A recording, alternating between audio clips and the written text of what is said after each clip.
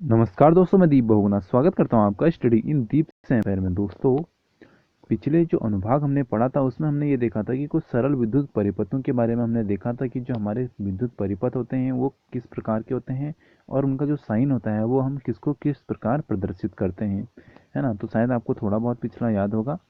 तो हमने यह भी देखा था कि किसी चालक में प्रवाहित होने वाली जो विद्युत धारा होती है उसका मान किस प्रकार उसके प्रतिरोध तथा उसके सिरों के बीच का जो विभवांतर हमने देखा था, ठीक है, उस दोनों पर कैसे निर्भर करता है। ठीक है। विविध प्रकार के विद्युत उपकरणों तथा युक्तियों में हम प्रायः प्रतिरोधकों के क्या है कि विद्युत संयोग देते हैं, यानी क्या करते हैं हम अलग अलग इनके संयोजन देखते हैं। ठीक है। इसलिए अब हमें यह विचार करना है कि प्रतिरोधकों का जो संयोजन है वो ओम के नियम को किस प्रकार अनुप्रयुक्त करता है। यानी यहाँ पे जितने भी हमने ये देखे कि कोई भी हम श्रेणी को जोड़ रहे हैं किस किस प्रकार से हम जोड़ रहे हैं। ठीक है। कुछ हमने देखे समांतर, कुछ हमने देखे वर्टिकल, कुछ हॉरिजॉन्टल, यानी बहुत सी चीज़ें हमने देखी थी। तो अभी हम ये देखते हैं कि ओम का जो नियम है इसके अनुसार हम कैसे इनको प्रयुक्त कर सकते हैं। ठीक है। तो प्रतिरोधकों को परस्पर संयोजित करने के लिए स्पेशली क्या है कि दो विधियां हैं। ठीक है। पहली विधि है श्रेणी क्रम, दूसरी है समांतर क्रम। तो सबसे पहले मैं आपको श्रेणी क्रम के बारे में बताता हूँ।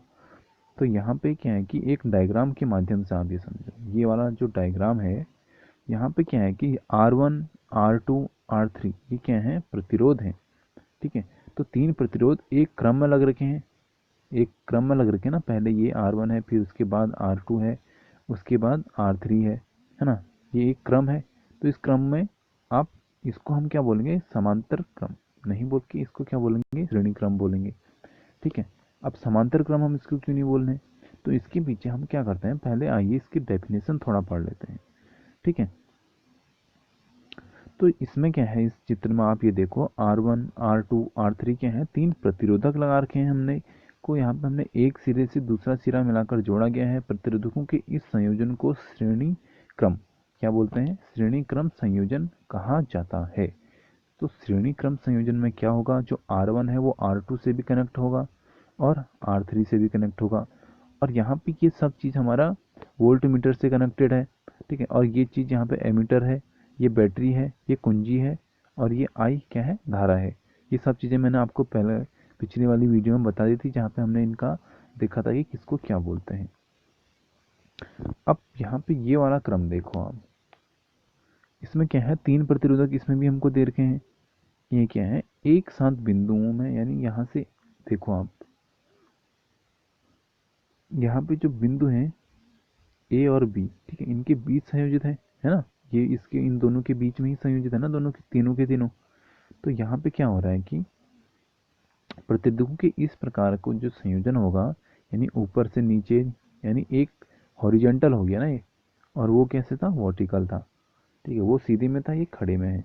तो अगर ऐसे में हमको देखने को कहीं पे मिलेगा तो यानी उसको हम पार्श्वक्रम संयोजन कहते हैं या इसको हम समांतर श्रेणी कहते हैं। तो यहाँ पर आप इस श्रेणी को एक बार ठीक से देख लो। और यहाँ पे जो भी साइन है, यानी धारा आई है, आई हमने देख लिया, धारा को बोलते हैं। एमीटर हमने देख लिया, एमीटर के बारे में हमने देख लिया। ये क्या है, कुंजी है। और कुंजी हमने ये देखा था कि जब ये खाली डॉट होता है और कभी इसमें बीच में जैसे कि यहाँ पे डॉट दे रखा है अभी, तो ये इसका क्या मतलब होता है ये देखा था। और जब डॉट नहीं होता है यहाँ पे, जैसे देखो आप, तो यहाँ पे डॉट नहीं है, इसका क्या मतलब होता है ये भी हमने देखा था। वोल्ट मीटर है। और ये तीनों क्या है, यहाँ पे श्रेणियाँ हैं। और ये कौन सी श्रेणी में लगा रखा है, पार्श्वक्रम श्रेणी, यानी इसको पार्श्वक्रम संयोजन कहते हैं। अब देखते हैं कि श्रेणी क्रम में जो संयोजित प्रतिरोधक होता है इसके बारे में थोड़ा देखते हैं। ठीक है। तो एमीटर हमने देखा था, जो भी हमने अभी लगाया था वहाँ पे एमीटर, इसके बारे में हमने यह देखा कि यह परिपथ में एमीटर की स्थिति पर निर्भर नहीं करता है, यानी जो धारा होती है वो एमीटर पर निर्भर नहीं करती है। इसका क्या मतलब है कि जो प्रतिरोधक हैं हमारे के श्रेणी क्रम संयोजन में परिपथ के हर भाग में विद्युत धारा क्या होती है, समान होती है। यही लाइन यहाँ पे सबसे ज़्यादा मोस्ट इंपॉर्टेंट है कि जो प्रतिरोधक होते हैं इनके श्रेणी क्रम संयोजन में परिपथ जो होगा, यानी जो भी हमारा परिपथ होगा उसमें क्या होगा, जितना भी जो भी भाग होगा, हर भाग में जो विद्युत धारा होगी, यानी आई की वैल्यू हर भाग में क्या होगी, बराबर होगी। अर्थात प्रत्येक प्रतिरोध से समान विद्युत धारा प्रवाहित होती है। ठीक है।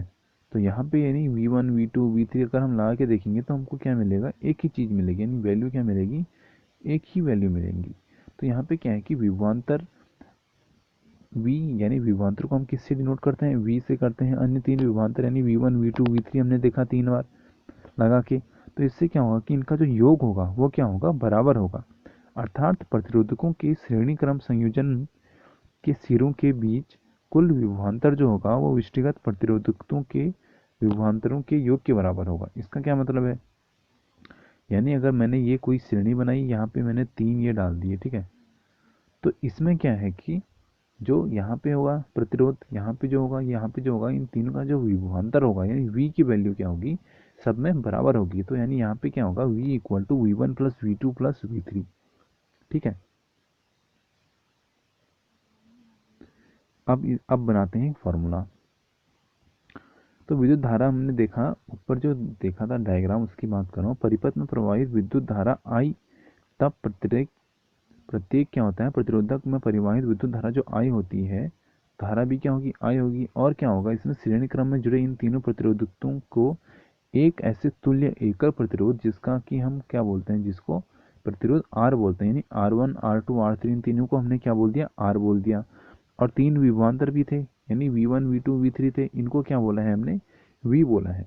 तो इस कंडीशन में अगर हम यहाँ पे अब ओम का नियम लगाते हैं तो क्या होगा, समस्त परिपथ पर ओम का नियम अनुप्रयुक्त करने पर हमको जो प्राप्त होगा फॉर्मूला वो होगा V equal to I R, ठीक है। तो V equal to I R, और लेकिन अगर हमको सेपरेट निकालना हो तो हम क्या करेंगे, V1 equal to I R one करेंगे, ठीक है। और यहाँ पे क्या कर सकते हैं, V2 equal to I R two कर सकते हैं, V3 equal to I R three कर सकते हैं। साथ ही में हम ये एक और समीकरण निकाल सकते हैं, I R equal to I R one plus I R two plus I R three. और एक और चीज़ निकाल सकते हैं, R equal to R one plus R two plus R three. यानी इतनी चीज़ें यहाँ से हैं, ये सारे निष्कर्ष हैं, ठीक है। ये निष्कर्ष ही अभी हमारे क्वेश्चन सॉल्व करने में हमारे काम आएंगे, ठीक है। तो जैसे कि इसने यहाँ पे एक एग्जाम्पल से समझाता हूँ मैं अब आपको। यहाँ पे इसने दे रखा है प्रतिरोध, दे रखा है 20, यानी R की वैल्यू दे रखी है हमको 20। और क्या क्या दे रखा है, इसने दे रखा है ओम, यानी प्रतिरोध दे रखा है इसने 4 ओम प्रतिरोध भी दे रखा है, तथा क्या दे रखा है, चालक यानी V बराबर दे रखा है 6 वोल्ट की बैटरी दे रखी है। तो यहाँ पे क्या है कि दिखाए गए क्रम के अनुसार है, तो यानी परिपथ का कुल प्रतिरोध निकालना है हमको, एक चीज़ निकालनी है कुल प्रतिरोध, और परिपथ में प्रवाहित विद्युत धारा, तथा क्या निकालना है, विद्युत लैंप तथा चालक के सिरों के बीच जो विभवांतर है ये भी परिकलित करना है, ठीक है। तो यहाँ पे पहले आप ये डायग्राम देखो, इसके बाद जब हम इसको सॉल्व करेंगे तो यहाँ पे R1 की वैल्यू दे रखी है बराबर 20 ओम, और क्या दे रखा है, श्रेणी क्रम में संयोजन है, यानी R2 की वैल्यू कितनी दे दी, 4 दे दी। तब क्या होगा, बैटरी के दो टर्मिनलों के बीच का जो कुल विभवांतर होगा यानी V होगा, V भी हमको दे रखा है, क्या दे रखा है, 6 दे रखा है। अब क्या करेंगे हम, I equal to V upon R लगा देंगे, यानी ये वही वाला फॉर्मूला है, V equal to I R वाला, ठीक है। पक्षांतर कर रखा है यहाँ पे और कुछ नहीं है। तो यहाँ पे हमको 6/24, 24 कैसे आया, R1 प्लस R2 करके, ठीक है। 20 प्लस 4 24 हो गया। तो यहाँ पे जो I की वैल्यू आएगी, धारा की वैल्यू, वो आएगी 0.25 एम्पियर। और यहाँ से 2.5 एम्पियर से हम अब V1 निकालना चाहें तो V1 भी निकाल लेंगे। वो कैसे निकालेंगे, R1 इंटू आई करके हमको क्या मिलेगा, V1, अभी देखा था ना हमने ऊपर। तो वहाँ से हमको 5 वोल्ट क्या मिलेगी, यहाँ पे विभवांतर मिलेगा। V2 की वैल्यू यहीं से निकाल लेंगे हम ऐसे ही, ठीक है। अब यही चीज़ देखते हैं हम पार्श्वक्रम यानी समांतर श्रेणी में। तो यहाँ पे भी आप फिर से इस डायग्राम को देखो, इस डायग्राम से हमको बहुत चीज़ मिल जाएगी। यहाँ पे समांतर श्रेणी में ऐसे होता है, और क्या होता है, आई ए के, ये सब चीज़ें तो सेम ही होती है ना, सिर्फ यहाँ पे जो श्रेणी होती है वो चेंज हो जाती है बस, ठीक है। तो अब इसके बारे में देखते हैं इसमें क्या सीन है।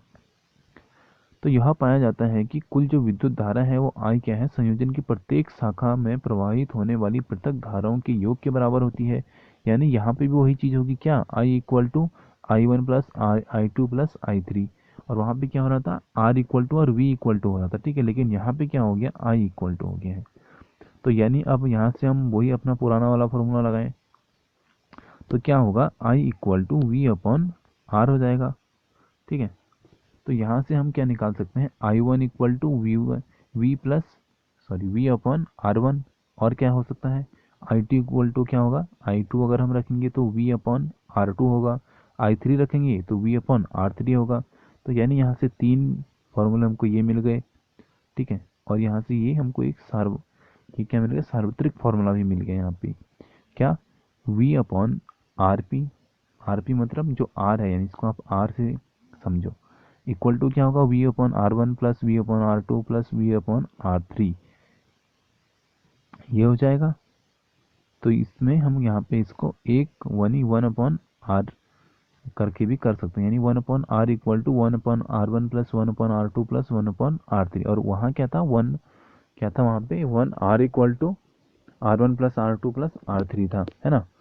तो ये सब चीज़ें हो गई, और सेम इसी को लेके यहाँ पे एक हमको एग्जाम्पल भी दे रखा है, इस एग्जाम्पल को आप कर लो। तो इसमें क्या दे रखा है, R one R two R three तीनों के मान दे रखे हैं, वी का मान दे रखा है, आई निकालना है। तो ये तो हमको इजी से निकल जाएगा यहाँ से। अब देखते हैं विद्युत धारा का तापीय प्रभाव, और इसको हम देखेंगे अगली वीडियो में। और अगला जो वीडियो का पार्ट होगा यही हमारा इस चैप्टर का क्या हो जाएगा, अंतिम पार्ट हो जाएगा। विद्युत शक्ति भी है अब। ठीक है, विद्युत शक्ति ही यहाँ पे अंतिम है यहाँ पे। तो चलिए आज की वीडियो करते हैं यहीं पे समाप्त। आई होप आपको वीडियो पसंद आई होगी। मिलते हैं अगली वीडियो में। जय हिंद, जय भारत।